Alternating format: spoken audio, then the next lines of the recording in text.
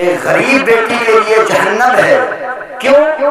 اس لیے کہ اس کے باپ کے پاس اتنا پیسہ نہیں ہے، اتنی دولت نہیں ہے، اتنا سامان نہیں ہے کہ وہ اپنی بیٹی کی شادی کرا سکے، وہ اپنی بیٹی کا نکاح کرا سکے. اس لیے میں اسٹیجوں پر جا کر کے کہتا رہتا ہوں یہ دنیا ایک غریب بیٹی کے لیے جہنم ہے.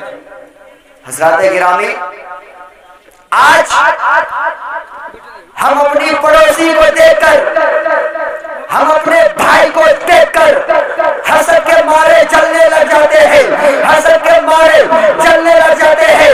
حضرات گرامی، قسم خدا کی مسلمانوں، آج ایک مسلمان دوسرے مسلمان کو دیکھ کر کے حسد کے مارے جلنے لگ جاتے ہیں. ہم یہ نہیں کرتے کہ یا اللہ اگر تو میرے بھائی کو ترقی دے رہا ہے، اگر تو میرے بھائی کو بلند کر رہا ہے، اگر تو میرے بھائی کو اونچا کر رہا ہے تو مجھے بھی ترقی کا کوئی ذریعہ عطا فرما دے، مجھے بھی ترقی کا کوئی راستہ عطا فرما دے، مجھے بھی ترقی کا کوئی ضابطہ عطا فرما دے. ہم یہ نہیں کرتے. ہمیں اگر وقت ملتا ہے تو اپنی پڑوسی کی مخالفت کرتے ہیں، اپنی پڑوسی کی شکایت کرتے ہیں اور آگے قدم بڑھاتے ہیں تو پولیس پرشاسن سے اس کی شکایت کر کے، اس کی مخالفت کر کے اس کو زمین میں دبانے کی کوشش کی جاتی ہے. یار میں آپ سے پوچھنا چاہتا ہوں، تم نے تو کلمہ مدینے والے کا پڑھا ہے اور اسی کے ہاتھ سے حوض کوثر کا جام پینے کے دعوے کیا کرتے ہو. یار قسم خدا کی مسلمانوں، تم اپنوں کے خلاف ہو گئے ہو. اس نے کبھی دشمنوں کے لیے بد دعا نہیں کی تھی. تم اس رسول کا کلمہ پڑھنے والے ہو جس کو لوگ پتھر مار رہے تھے تو میرا نبی مسکرا کر کے ان کے حق میں دعا فرمایا کرتا تھا. تم اس رسول کا کلمہ پڑھنے والے ہو جس کو لوگ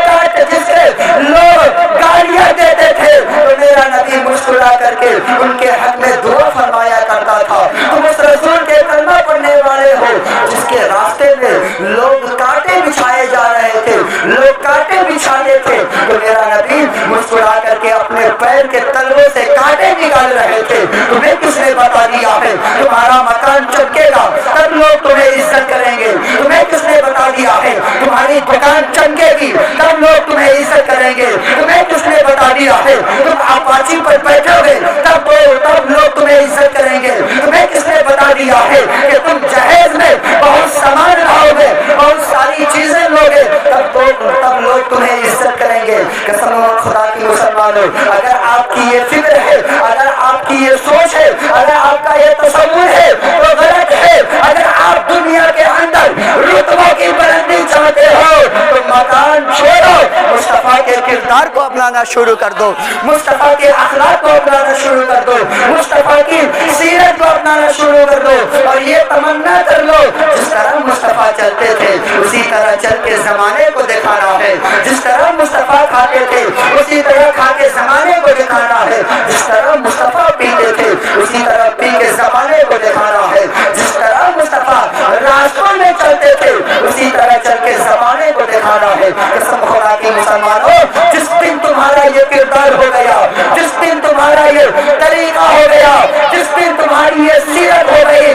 قسم خدا کی مسلمانوں یہ دنیا آج تمہیں مٹانے کی کوشش کر رہی ہے اور کچھ حد تک کامیاب بھی ہوتی نظر آ رہی ہے. ہندوستان کا ماحول آپ اپنی آنکھوں کے سامنے رکھیں، اتنا گندا ماحول ہو گیا ہے ہندوستان کا کہ آج مسلمانوں کو بہت زبردست انداز میں ستایا جاتا ہے. قسم خدا کی مسلمانوں، جس دن تم نے عشق مصطفیٰ کا پینٹ، عشق مصطفیٰ کا رنگ اپنے سینے پہ کر لیا تو دنیا کی کوئی طاقت تمہیں مٹا نہیں سکتی، بلکہ عالم یہ ہوگا کہ دنیا کے سامنے تم ذوق و شوق کے ساتھ کہو گے ارے دست تو دست ہے، دریا بھی نہ چھوڑے ہم نے، بحر ظلمات میں دوڑا دیے گھوڑے. حضرات گرامی، بس آخری گفتگو، ٹائم مختصر ہے. میرے سرکار نے کیا فرمایا؟ النکاح من سنتی، نکاح کرنا میری سنت ہے. لیکن آج جب شادی کا وقت آتا ہے، جب شادی کا دن قریب آتا ہے تو کچھ گھر والے بھی اور کچھ پڑوسی حضرات بھی کہتے ہیں، بالخصوص نوجوان طبقہ کہتے ہیں کہ یار ایسے ڈی جے لانا اور گانا خوب جم کے بچانا. حضرات گرامی، آج دنیا کہتی ہے گانا گانے والوں کی تعداد زیادہ ہوتی ہے، آج دنیا کہتی ہے ناچنے والوں کی تعداد زیادہ ہوتی ہے، آج دنیا کہتی ہے ڈانس کرنے والوں کی تعداد زیادہ ہوتی ہے۔ میں کہتا ہوں ہاں، ڈانس کرنے والوں کی تعداد زیادہ ہو سکتی ہے، گانے والوں کی تعداد زیادہ ہو سکتی ہے، ریڈی میں بھوجپوری گانا بجانے والوں کی تعداد زیادہ ہو سکتی ہے، لیکن جو ادب مصطفیٰ کے غلاموں میں ہے وہ ناچنے والوں میں نہیں ہو سکتا، جو ادب مصطفیٰ کے مستانوں میں ہے وہ ڈانس کرنے والوں میں نہیں ہو سکتا، جو ادب مصطفیٰ کے دیوانوں میں ہے، جو ادب مصطفیٰ کے نوکروں میں ہے وہ تماشا کرنے والوں میں نہیں ہو سکتا۔ آج ہم لوگ گانا خوب بجاتے ہیں، سرکار نے فرمایا نکاح کرنا میری سنت ہے، لیکن سرکار کی سنت کو نہیں ہم ادا کر رہے ہیں، شیطان کی سنت پر چل رہے ہیں۔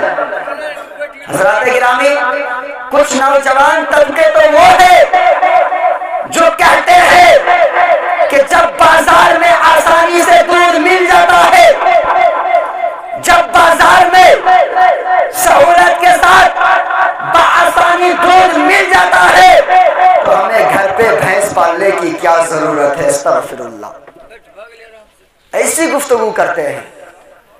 بتانا یہ ہے، کہنا یہ ہے کہ آج دنیا کہتی ہے کہ ناچنے والوں کی تعداد زیادہ ہوتی ہے، ڈانس کرنے والوں کی تعداد زیادہ ہوتی ہے۔ میں کہتا ہوں ہاں، ناچنے والوں کی تعداد زیادہ ہو سکتی ہے، ڈانس کرنے والوں کی تعداد زیادہ ہو سکتی ہے، لیکن جو ادب مصطفیٰ کے غلاموں میں ہے وہ ناچنے والوں میں نہیں ہو سکتا، جو ادب مصطفیٰ کے مستانوں میں ہے وہ ڈانس کرنے والوں میں نہیں ہو سکتا۔